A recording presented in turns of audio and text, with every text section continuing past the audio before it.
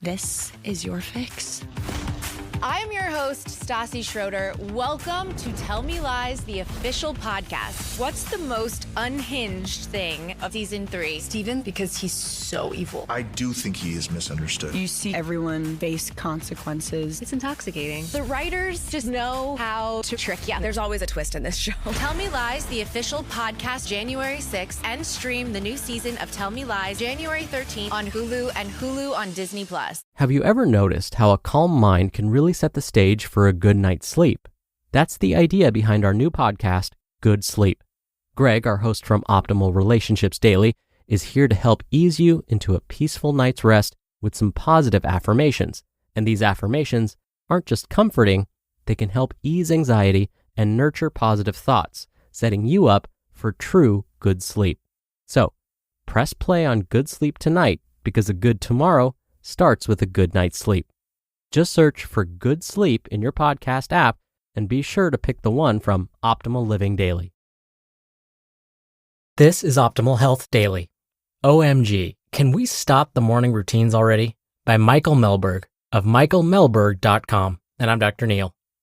Welcome to another Sunday bonus episode. This is where I like to share an episode from another podcast in our network, usually overlapping a bit with what we talk about here. And today's comes from my brother's podcast, Optimal Living Daily. You can find that podcast wherever you're hearing this. So with that, here's my brother Justin as we optimize your life. OMG, can we stop with the morning routines already? By Michael Mehlberg of michaelmehlberg.com. Pain shot through my back. Shocking, excruciating pain. The kind that takes your breath away. It started mid-spine and radiated outward, wrapping around my ribs, then upward toward my neck. I gasped for air, dropping my dumbbells, and collapsed to the ground. It felt oddly good to lie there on the cold concrete of my basement exercise room. If I stayed still, I could regroup and take account of what happened. But the slightest twitch brought immediate suffering. Even breathing hurt. Had I warmed up before working out, I could have avoided twisting my back muscles into a tangled hammock. But I dove right in, curling heavy weights completely cold. Over the next 2 weeks, while my back muscles healed, I'd live to regret it. Moving as deliberately as I've ever moved in my life, I attempted to get up, and with every painful move, I could hear my trainer's voice in my head. You're old as bruh. You got to spend the time getting your muscles ready so you don't hurt yourself. Well, lesson learned. Are you warming up your day? If you're not warming up before working out, you're not preparing your body for the intensity to come. You're putting yourself at risk for injury. You're not priming yourself for maximum gains. Similarly, if you're not warming up in the morning, you're not preparing your body and mind for the day to come. You're putting yourself at risk for distraction. You're not priming yourself for maximum productivity. Of course, I'm not talking about warming up with an exercise routine. I'm talking about preparing your mind and body for the day to come so you can avoid distractions and get done. After all, that's what your morning routine is all about. There are thousands of articles on morning routines. Most of them push specific things to do. Wake up early, drink water, eat protein, meditate, journal. It's all great, but they miss the point. Your morning routine isn't some to-do list. It's a warm-up for your day. It's a way to avoid lying in bed because you're dreading what's to come. It's a way to kill the anxiety that comes from not knowing what you'll do to kickstart your day. Perform the correct activities in your morning routine, and you'll be primed to hit the ground running and make progress toward your goals. Do the wrong things or skip your morning routine altogether, and you'll risk burnout, stress, distraction, and chaos in your life. Here's the thing though, most morning routines are bullshit. Join the 5 a.m. club, exercise, journal, meditate, read, eat protein, take a cold shower, plan, schedule, review your goals, blah, blah. Good God, who's got time for it all or energy? And don't get me wrong, I've tried these morning activities and love doing most of them, but only in moderation and only when the time's right. When I get to bed early enough, for example, I can wake up early and get some time to myself before the day's battles begin. Just this morning, I journaled and found some direction for this otherwise lost article. Occasionally, when I meditate, I find it a nice way to wake up. But the second I have to travel, everything gets f***ed up. The second my Nats are playing in a World Series game, which doesn't end until 1 a.m., go Nats, I know my morning isn't going to start early. Kids get sick, a bad email comes in. Just about anything can kill my favorite morning routine before it even starts. And this is the number one problem with morning routines. They're prescribed by people who pretend to know more about your life than you do. Prescriptions set in stone because they're backed by science. Prescriptions that you're supposed to follow regardless of circumstances. But what if you need the sleep and can't wake up early? Should your day go to What if you injured yourself working out and need to take a rest day? Should you exercise anyways and risk further injury, or skip it and feel bad for falling behind? What if you travel or meet someone for breakfast or have to take care of a sick kid? Should you feel guilty all day for breaking your perfectly crafted routine? Should your productivity be destroyed? Should your day fall apart because things didn't go as planned? No, it shouldn't. Your morning routine should be a source of inspiration. Yes, you need a morning routine, something to give you momentum and gear you up for the work to come.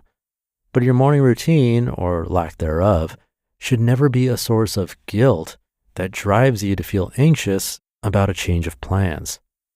Your first activity every morning should be something that excites you right out of bed. For me, that's brewing coffee. I love the smell, the sound, and the time it takes to fill the pot. It gives me a moment to myself to wake up before downing a half cup of hot energy. Every activity after that should get you up and running and ready to take on the day. If you don't need to meditate, don't f***ing meditate. If you always enjoy a cup of coffee, well, chug that. If you need to stare at the wall for 30 minutes like I do to let your thoughts settle and your brain warm up, stare that down. For those other mornings when you don't have time or energy or willpower, that's okay. Do what you can. There's no reason to feel guilty for screwing up some perfect morning routine crafted by Elon Musk and scientists who know what's better for you. Find the routine that's right for you. Not all days are created equal. Therefore, neither should your morning routine. There are 1,000 science-backed techniques for starting your day off right. I've listed a few of them: meditate, wake early, eat protein, etc.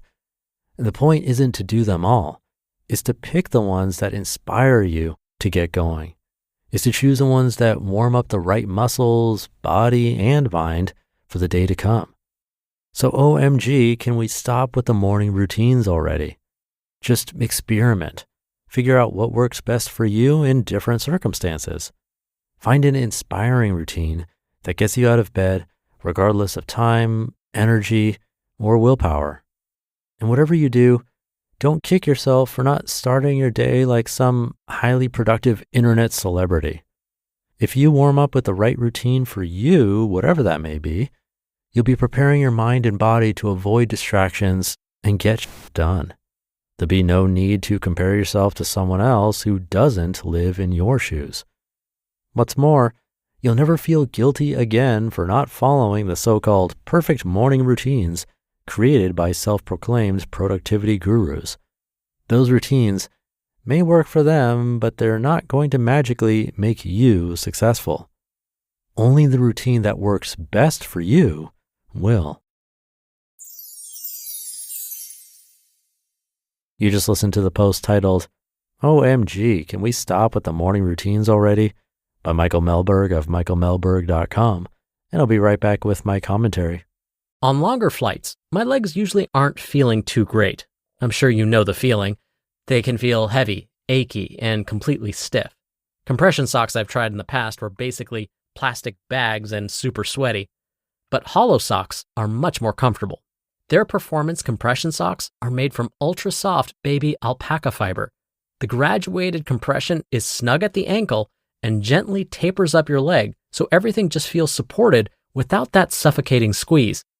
They're 3 times more breathable, so no more swamp feet on long flights or 12-hour shifts.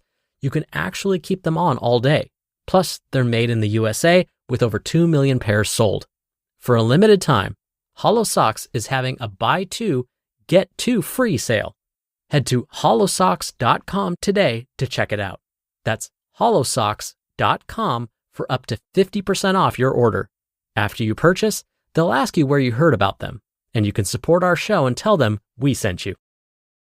From athletic stuff like a full court pickup game, swish, to athletic-ish stuff like a half-mile stroll. Get those steps in. Head to Sierra or Sierra.com for the brands you want at the prices that let you do it all. From athletic to athletic-ish, Sierra's got it. Thank you to Michael. He makes a great point. We do hear of morning routines on this podcast from time to time, along with different ideas and things we can do backed by science. But if it doesn't get you excited or you don't feel better after actually doing it, you'll likely not continue it. Meditation is a great example. I did do this in the morning for a long time. At some point, I was meditating a minimum of 30 minutes every day, probably for over a year. I liked it at that time. Right now, I'm meditating, but at night before bed, which suits my preferences better for now. But that might change in a month. Maybe I'll try adding it to my mornings. Who knows? What matters is that I really like meditating before bed right now, so I keep doing it. The articles with ideas are good. Maybe it'll spark something within us. But I like that Michael is stressing the importance of it being inspirational for you. That's what truly matters. So think about those morning routines today. Figure out what's right for you. But that'll do it for today and another episode of OLD. Have a great rest of your day, and I'll be back tomorrow where your optimal life awaits.